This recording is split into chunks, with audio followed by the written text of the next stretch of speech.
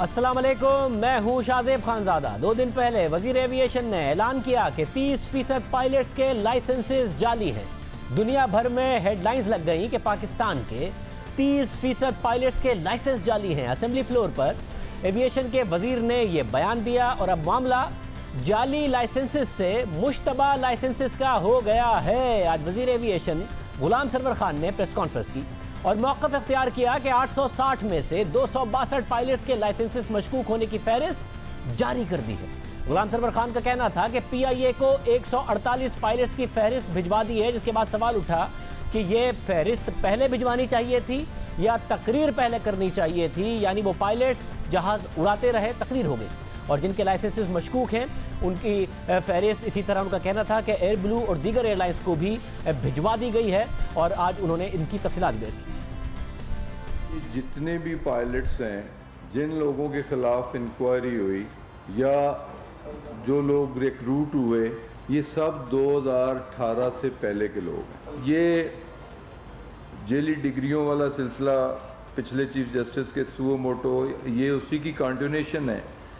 तो फिर जब पायलट्स के लाइसेंसिंग की स्क्रूटनी शुरू की गई, जो पायलट्स अंडर क्वेश्चन हैं, इंडिक्टेड हैं, वो 262 हैं, जिनमें से PIA के 141 हैं। एयर ब्लू के 9 पायलट्स हैं, 10 पायलट्स सरीन एयर के हैं, एक्स शाहीन के 17 हैं और अदर्स वो 85, तो ये टोटल 262 हो जाते हैं।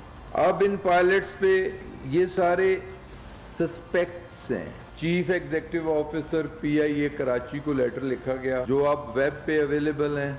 तो 148 की लिस्ट PIA को भिजवा दी गई कि इन पायलट्स को फर्दर फ्लाइंग की इजाज़त नहीं है और ना इजाज़त दी जाए। इसी तरह एयर ब्लू को भी, जो उसके 9 पायलट्स हैं, हमने लिस्ट भिजवा दी। सरीन एयर को भी, जो 10 पायलट्स हैं, सरीन एयर को भी हमने लिस्ट और लेटर जारी कर दी है। इसी तरह गुलाम सरवर खान का कहना था कि 100 से ज़ायद पायलट्स की छांटी भी जारी है, उनकी लिस्ट जारी कर दी है, लेकिन अभी उन्हें ट्रेस किया जाएगा। जो रिमेनिंग 100 कुछ बचता है, जो डिफरेंट क्लब्स के साथ है, चार्टर फ्लाइट्स में, प्राइवेट फ्लाइट्स में या फॉरेन एयरलाइंस में, वो सिविल एविएशन अथॉरिटी की वेबसाइट पे उनके नाम भी डाउनलोड कर दिए गए हैं और अभी छांटी की जा रही है कि उन्हें ढूंढा जा रहा है कि किस किस एयरलाइन में वो काम कर रहे हैं, उन्हें भी बाकायदा इन्फॉर्म किया जाएगा। ये पहले छांटी करनी चाहिए थी या पहले ऐलान करना चाहिए था? इतने सारे पाकिस्तानी पायलट्स अगर दुनिया भर में काम कर रहे हैं, उनके लिए मुश्किल खड़ी हो गई है।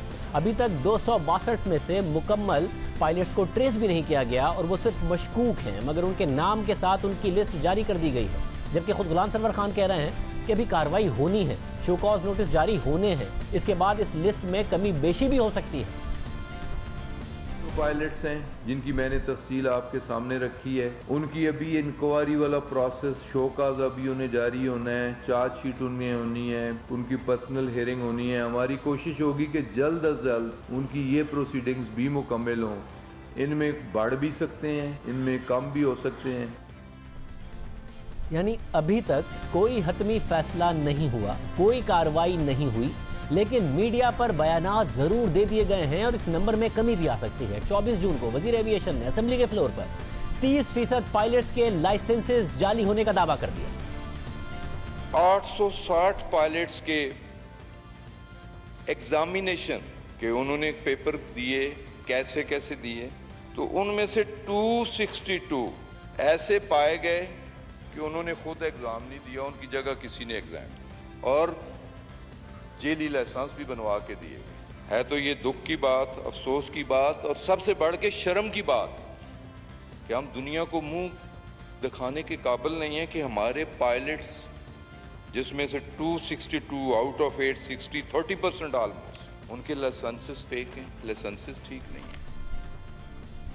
यानी 24 जून को पाकिस्तान के हर 3 में से 1 पायलट का लाइसेंस जाली होने का दावा कर दिया गया। कौमी असेंबली के फ्लोर पर किया गया। इस मामले की संगीनी इतनी थी कि पूरी दुनिया में इस खबर की कवरेज हुई, आलमी अखबारों में हेडलाइंस लग गई। पाकिस्तान की बतौर रियासत और पाकिस्तान एयरलाइंस की बतौर इदारा साख बुरी तरीके से मुतासिर हुई। और ज़ाहिर है अगर खबर दुरुस्त है और तहकीकात के बाद कार्रवाई होती तो ये बात भी बहुत शर्मिंदगी की है।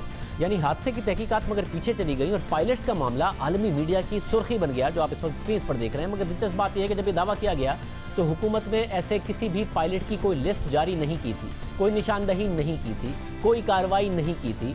24 जून ही को ARY के प्रोग्राम पावर प्ले में जब अरशद शरीफ साहब ने वजीर एविएशन गुलाम सरवर खान से ये पूछा कि पायलट्स के लाइसेंसेस जाली होने की बात की गई तो क्या अब तक ये जहाज उड़ा रहे हैं, कल तक उड़ा रहे थे या नहीं उड़ा रहे हैं, तो उन्होंने क्या कहा जरा देखिए।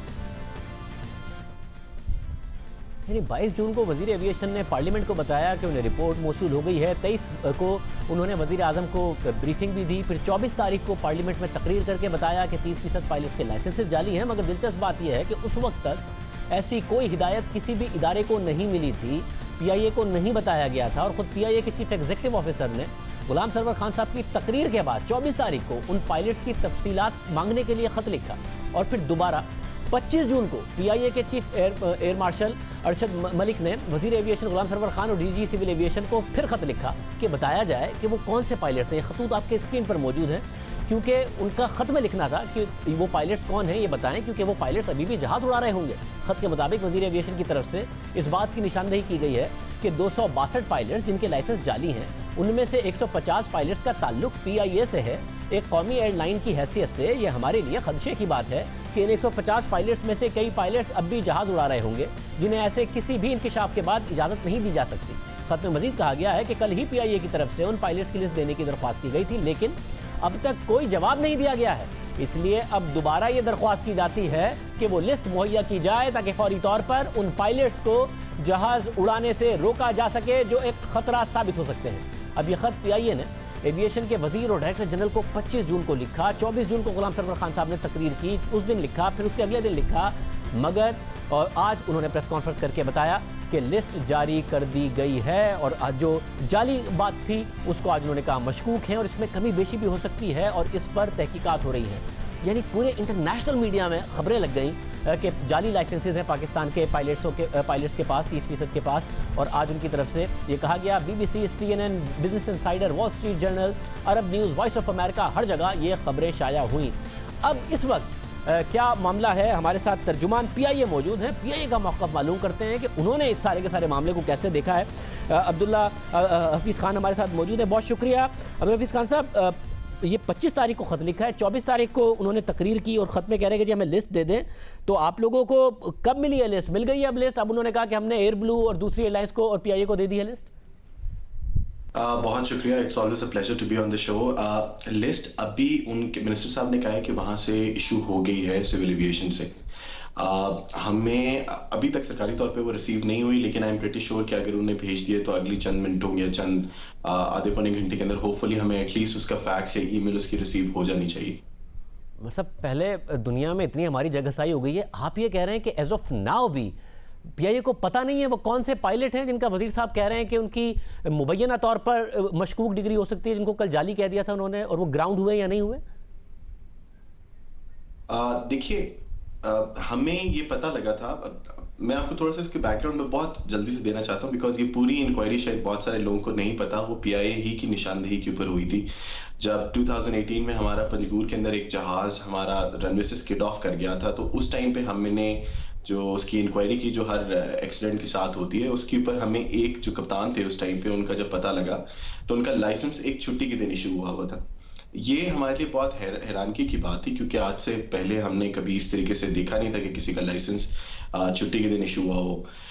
उसके ऊपर हमने सिविल एविएशन पाकिस्तान को इस बात के ऊपर लिखा बिकॉज लाइसेंस उनका इशू करता था, और हमने इंटरनली अपनी इंक्वायरी की जिसके अंदर हमने जनवरी और फरवरी ही में से हमारे तमाम पायलट्स में से 17 लोगों को हमने आइडेंटिफाई किया और हमने उसी टाइम पे उनको ग्राउंड कर दिया।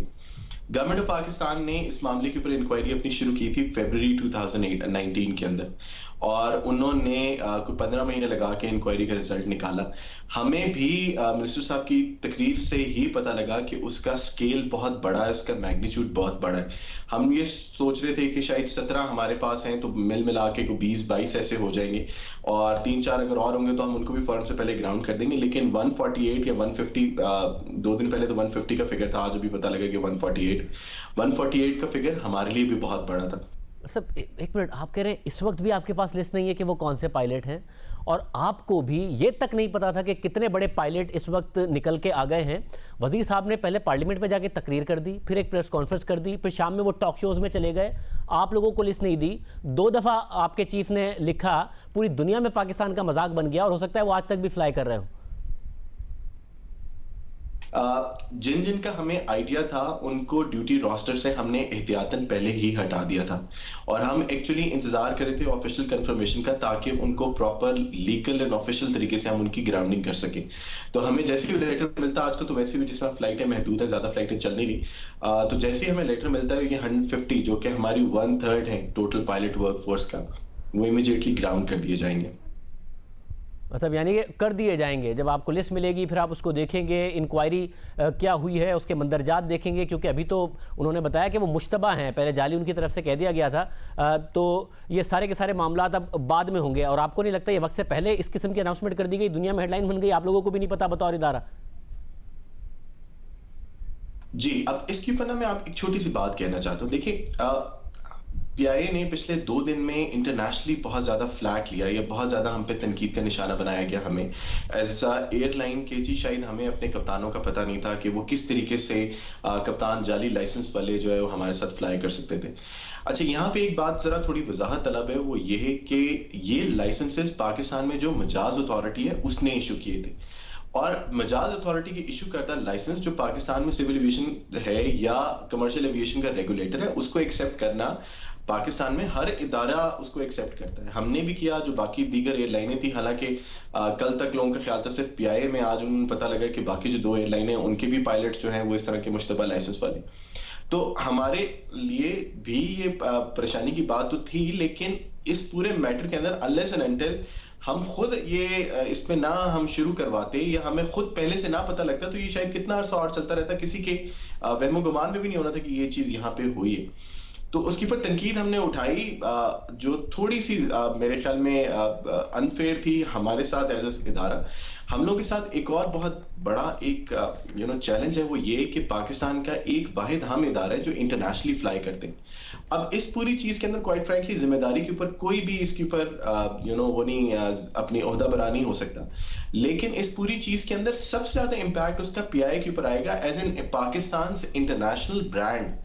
हम खाली ये नहीं है कि हम पाकिस्तान में ऑपरेट करते हैं बाकी एयरलाइनों की तरह, हमारा जहाज बर्तानिया जाता है, यूरोप जाता है, नॉर्थ अमेरिका जाता है, उन मुल्कों में जाता है जहां पे इस तरह की रेगुलेशंस बहुत सख्त होती हैं, और इस तरह का वाकया तो टोटली अनहर्ड ऑफ होता है। इसलिए बैनुल अक़वामी मीडिया हमसे बहुत शदीद सख्त सवाल कर रहा है इस पूरी बात के ऊपर कि पाकिस्तान जैसे मुल्क में ये किस तरह हुआ, ये किस तरीके से पॉसिबल था कि इतना अरसा लाइसेंसेस इशू होते रहे और किसी को ये पता नहीं लगे, या ये क्या निजाम था कि जिसकी वजह से इस तरह लाइसेंस इशू किए गए।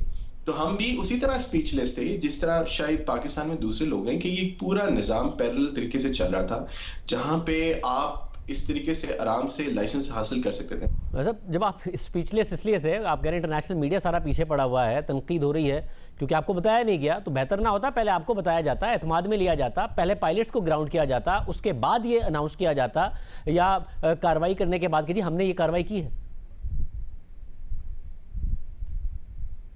देखिए, मैं बिल्कुल ऑनेस्टली शायद इस बात को एडमिट करूं कि इसकी टाइमिंग शायद थोड़ी सी बेहतर हो सकती थी।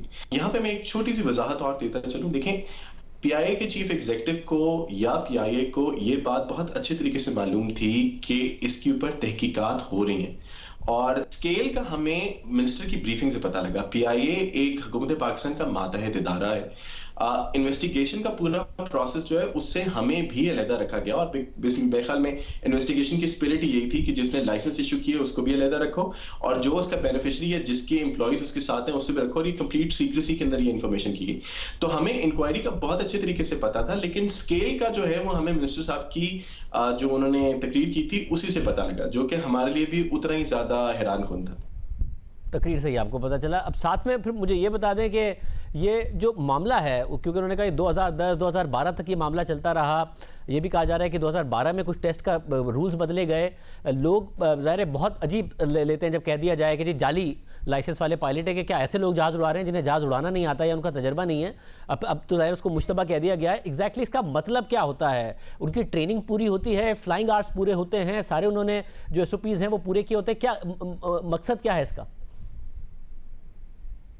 देखिए यहाँ पे ना जो ये अच्छा, अब एक लफ्ज हम बार बार इसको जाली कह रहे हैं, मेरे ख्याल में हम जाली नहीं है, मुश्तबा लाइसेंसेस, हमें इनको मुश्तबा लाइसेंसेस इनको कहना चाहिए, बिकॉज ये लाइसेंसेस इशू तो पाकिस्तान में मुजाज अथॉरिटी ने किए। जाली तो ये होता है कि वो खुद से बना के ले आते हैं। ये लाइसेंस अगर आप रेगुलेटर से चेक करेंगे तो उनके रिकॉर्ड में लाइसेंसेस शामिल हैं। तरीकेकार जिससे ये लाइसेंसेस हासिल किए गए वो सारी की सारी बात इसके पर गलत थी। मतलब यानी कि उन्होंने बाकी जो अपने बाद की चीज़ें हैं वो सारी की सारी पूरी की हैं, ट्रेनिंग वगैरह के मामलात और वो सारी चीज़ें।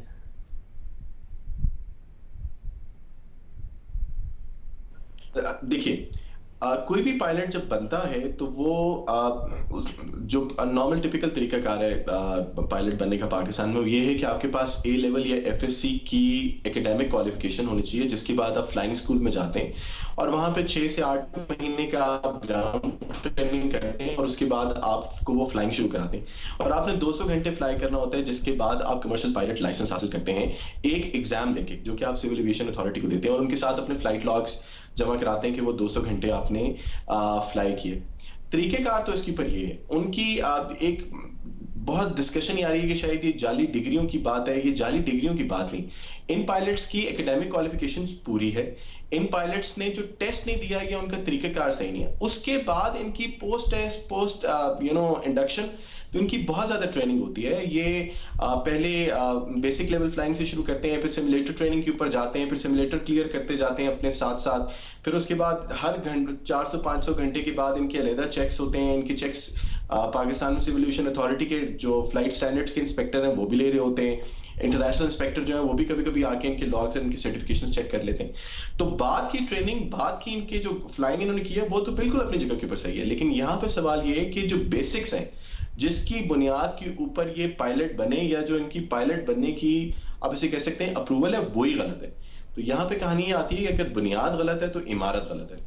बहुत शुक्रिया। अगर कुछ भी गलत है तो जाहिर है बिल्कुल गलत है, कार्रवाई होनी चाहिए, मगर जो सीक्वेंस है उसमें वो खुद भी कह रहे हैं अभी तक भी PIA को लिस्ट नहीं मिली है और मीडिया पर बाकायदा तौर पर क्रेडिट लिया जा रहा है। असल में ये मामला क्या है? तारिक अब्दुल हसन जो PIA के मामलात को बहुत अच्छे तरीके से जानते हैं, उनसे पूछेंगे एक ब्रेक के बाद।